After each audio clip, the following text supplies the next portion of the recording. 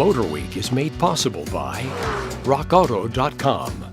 No one would have predicted that when the Chevrolet Tahoe first arrived in the mid-1990s, that only 25 years later, SUVs would rule the automotive world. Now, while many of its contemporaries have drastically changed to fit into the crossover-friendly landscape, the Tahoe has soldiered on, full-framed and unashamed. And let's see if that remains true for 2021.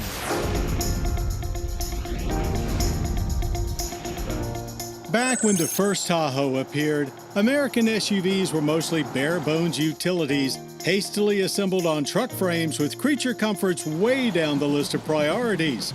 Much has changed since, and the all-new 2021 Chevrolet Tahoe has as well. But thankfully, not too much. We tested a Tahoe in 1995 when it replaced the K5 Blazer in their lineup. And just as now, it was a shortened version of Chevrolet Suburban. We praised its great ride and noted it was then the only player in its market. Well, that's no longer the case, though truck-based SUVs are becoming rarer. But it does still have a great ride, even smoother and more compliant over rough pavement than before. That's largely due to a new independent rear suspension with magnetic ride control. Or go further with the Air Ride adaptive suspension with 4 inches of ride height adjustment. It spearheads what is the most comprehensive rethink of the Tahoe since inception. Overall length is up 6.7 inches, now edging out its main rival Ford Expedition by less than an inch. And there's no denying Tahoe looks more imposing and sleeker than ever. Top high country trim adds a unique grille and 22-inch chrome accented wheels. While still based on a Silverado truck frame, Tahoe benefits from nearly 5 inches added wheelbase over last year. That, along with the new IRS, enabled Chevy to really boost interior space. You have to look to minivans if you want more cargo room. 25.5 cubic feet behind the third row is 66% more than before. 72.6 behind the second row, and a max capacity of 122.9 cubic feet, besting both Expedition and Expedition Max. And of course, there's still the Suburban if you need more. In our high country, both second and third row seats power fold with switches just inside the tailgate. Second row seat bottoms actually lowered to provide a nice flat load floor. Chevrolet wanted to boost passenger space too, and there is indeed more for both rear rows. 3 more inches of legroom for the second row and a whopping 10 additional inches for third row users. Nothing pleases buyers more these days than lots of easy-to-use tech.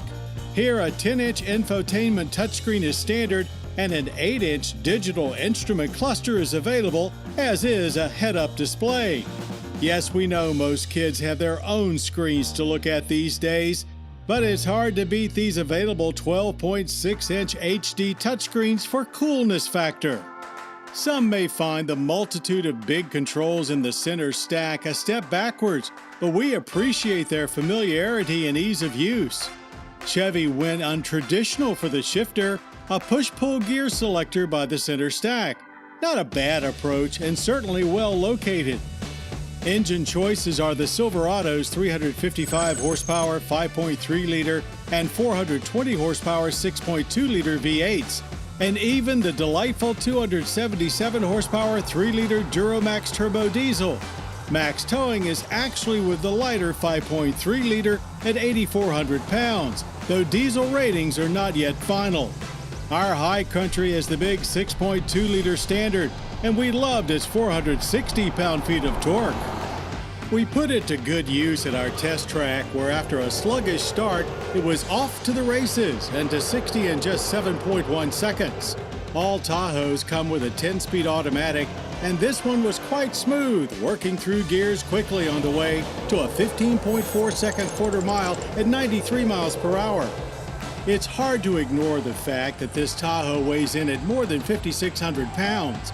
But like a custom-made suit, the new independent rear suspension goes a long way to disguise it.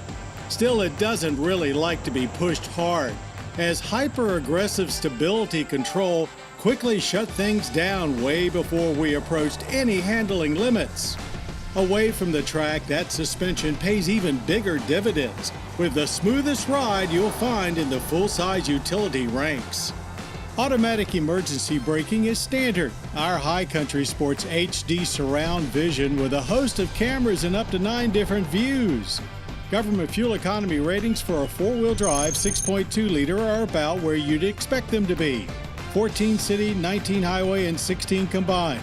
And it needs premium fuel, with which we averaged a great 20.3 miles per gallon.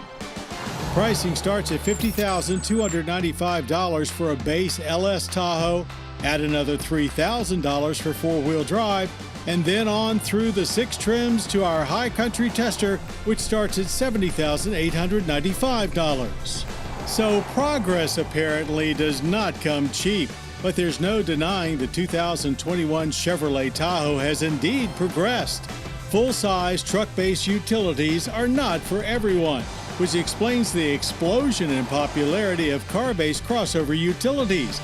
But if you need one, this Tahoe is the new one you'll be happy to have.